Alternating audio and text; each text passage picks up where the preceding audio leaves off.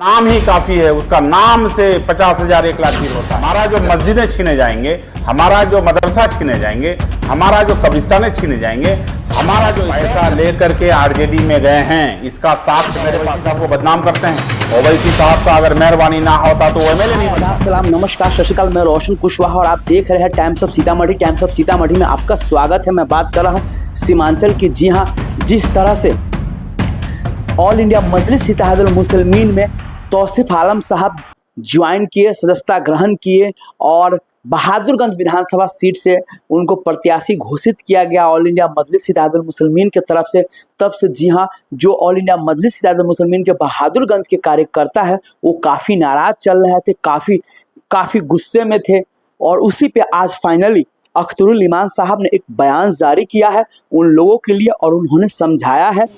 मजलिस इत्तेहादुल मुस्लिमीन हल्का बहादुरगंज असम्बली के मेरे सभी शहदाइयों, मोहसिनों और मजलिस के वफादार कारकुन, मुझे यह खबर मालूम हुई है कि जनाब तौसीफ साहब की पार्टी में शमूलियत में आपके एतमाद को हासिल नहीं किया गया, जिसकी वजह से आपको अफसोस और गम है।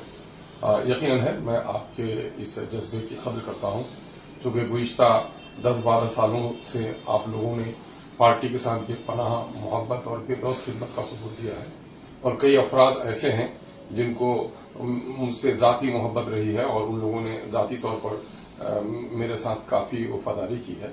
मैं ऐसे तमाम तर गमगीन और नाराज शहदादियों से गुजारिश करना चाहता हूँ कि इस वक्त मुल्क में जो हालात हैं और सीमांचल के हुकूक की जो लड़ाई है, इन दोनों मामले में बैरिस्टर जनाब असदुल्ला अवैसी साहब ने गिरा कदर खिदमत की है और हमारी रहनुमाई की है।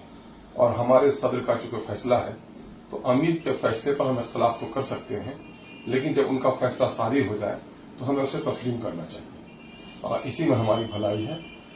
दीगर पार्टियां भी कोई ऐसी नहीं है जो आपके लिए बहुत हमदर्दी का काम करती हों, लेकिन इन तमाम तर सियासी पार्टियों के दरमियान में मजलिस इत्तेहादुल मुस्लिमीन ने हमेशा अक़लियतों के, मजबूरों के, महरूमों के गम की मदावा की है। और सीमांचल के ताल्लुक से सीमांचल के मसाइल को जितनी तवानाई के साथ बैरिस्टर जनाब असदुल्ला अवैसी साहब ने उजागर किया है और कौमी सतह पर मिल्लत मजलूमा के हालात पर जो उन्होंने आवाज लगाई है, कोई दूसरी इसकी नज़ीर नहीं है। इसलिए हम आपसे गुजारिश करेंगे कि अभी आप कोई फैसला न लें। हम आपसे मुलाकात की मुतमन्नी है। पहले से तयशुदा प्रोग्राम की बिना पर मैं मुंगेर और भागलपुर के दौरे में हूँ। इंशाअल्लाह आज रात देर तक मैं घर पहुंचूंगा, यानी आज 30वीं तारीख है। मैं आप लोगों से मिलना चाहता हूं और मैंने तौसीफ आलम साहब से भी कहा है कि चूंकि अब आप पार्टी के उम्मीदवार हैं तो इसलिए आपको सब लोगों से मिलना चाहिए। कुछ लोगों से सुना हूं कि उन्होंने मुलाकात की है और कुछ लोगों से मुलाकात की बात वो कर रहे हैं। हम उम्मीद करते हैं कि इस वक्त बैरिस्टर असदुल्ला अवैसी साहब के दस्त और बाजू को मजबूत करने के ताल्लुक से आप मजीद कुर्बानी देंगे और अपने किसी किस्म के मनफी फैसले पर फौरी तौर पर रोक लगाएंगे। ये मेरी गुजारिश है, अपील है। सीमांचल के साथ साथ पूरी मिल्लत की बेहतरी के लिए ये फैसला शायद आपका बेहतर होगा। हम उम्मीद करते हैं आप हमारी इस गुजारिश को कबूल करेंगे और मुझसे मुलाकात किए बगैर कोई कदम न उठाएंगे। इंशाअल्लाह मैं आज रात देर तक पहुंचता हूं। आज से कल तक आपसे हमारी मुलाकात हो, आप मेरे यहाँ आ जाएं या मुझे बुला लें, मैं हर मामले में तैयार हूँ। और फिर इसी उम्मीद के साथ कि आप हमारी गुजारिश को कबूल करेंगे। आपने सुना अख्तरुल ईमान साहब ने साहब कहा। उसके बाद जो तौसीफ आलम साहब कांग्रेस से एमएम में ज्वाइन किए हैं, उन्होंने आपने देखा बीते दिनों कैसे जो बहादुरगंज के विधायक हैं अंजार नईमी साहब, वो ओवैसी साहब पे हमला किया। उसी का करारा जवाब जी हाँ तौसीफ आलम साहब ने, लगा कि कोई हाँ नेता है तो तौसीफ आलम साहब ने करारा जवाब आज अंजार नईमी साहब को दिया और बिल्कुल उचित भी था। उचित क्यों था कि भैया वही ओवैसी साहब के कारण तुम आज पटना के विधानसभा में जा पा रहे हो और वही ओवैसी साहब उस समय टिकट नहीं दिया होता तो कैसे जीतते। लेकिन आज बड़ी बड़ी बातें बोलते हैं तो कहीं ना कहीं तौसीफ आलम साहब ने बिल्कुल सही और सटीक जवाब दिया है और सही समय पे जवाब दिया है। उसका नाम ही काफी है, उसका नाम से 50,000 1 लाख भी होता है। इसीलिए लोग उत्साह है कि कब आएंगे और हम लोग उसका भाषण सुनेंगे और उसका राय सुनेंगे कि अब हम लोगों को आगे क्या करना है। हमारा जो मस्जिदें छीने जाएंगे, हमारा जो मदरसा छीने जाएंगे, हमारा जो कब्रिस्तानें छीने जाएंगे, हमारा जो ईदगाह छीने जाएंगे, अब इस कानून को कैसे रद्दीकरण किया जाए, इसके बारे में ओवैसी साहब की जुबान से सुनना चाहते हैं।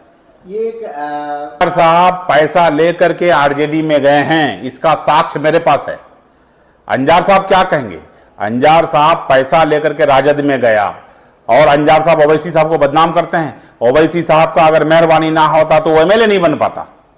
ओवैसी साहब एक ऐसे आदमी हैं जो पूरे हिंदुस्तान लेवल पर बात करता है, पूरा देश लेवल पर बात करता है, पूरा वर्ल्ड देखता है। अंजार साहब उसके बारे में सोच भी कैसे लेगा? सोचना भी नहीं चाहिए, क्योंकि अंजार साहब एक एमएलए है और वो एमपी है प्लस क्या कहते हैं कि वो क्या कहते हैं वो एमआईएम के नेता है। इसलिए उसके बारे में गलत जुबानी सोचने से पहले, करने से पहले उसको सोचना चाहिए। और रहा सवाल आज जो भी कुछ है, आज जो पटना विधानसभा जाता है, ओवैसी साहब का देन है। अंजार साहब अगर एमएलए बन गए हैं तो उसका देनदार कौन है? आज वही ओवैसी साहब का वो खिलाफ कर रहे हैं, जिस ओवैसी साहब के बदौलत एमएलए बने। उसको बोलने में जरा सा भी हिचक नहीं आया कि मेरा औकात ओवैसी साहब है। ओवैसी साहब ना होता तो आज आप एमएलए भी नहीं बन पाते, समझ गए? और रहा सवाल ओवैसी साहब आने नहीं आने से कितना फर्क पड़ेगा, वो मुसलमानों का हक हितैषी नहीं है, मुसलमानों का हितैषी ओवैसी साहब है। मुसलमानों का हक का बात करता है ओवैसी। मुसलमान का बात जो आज हमारे कब्रिस्तान छीने जाएंगे, मस्जिद छीने जाएंगे, मदरसा छीने जाएंगे, ईदगाह छीने जाएंगे, अगर ये काला कानून रद्द नहीं होता है या संशोधन नहीं होता है, ये वक्फ संशोधन बिल, तो ये सारे चीज हमारे छीने जाएंगे। इसका लड़ाई लड़ने के लिए वो आ रहे हैं सीमांचल के धरती में, और बहादुरगंज में प्रोग्राम है। भव्य लोग होंगे, भव्य स्वागत होगा और काफी लोग उत्साहित हैं।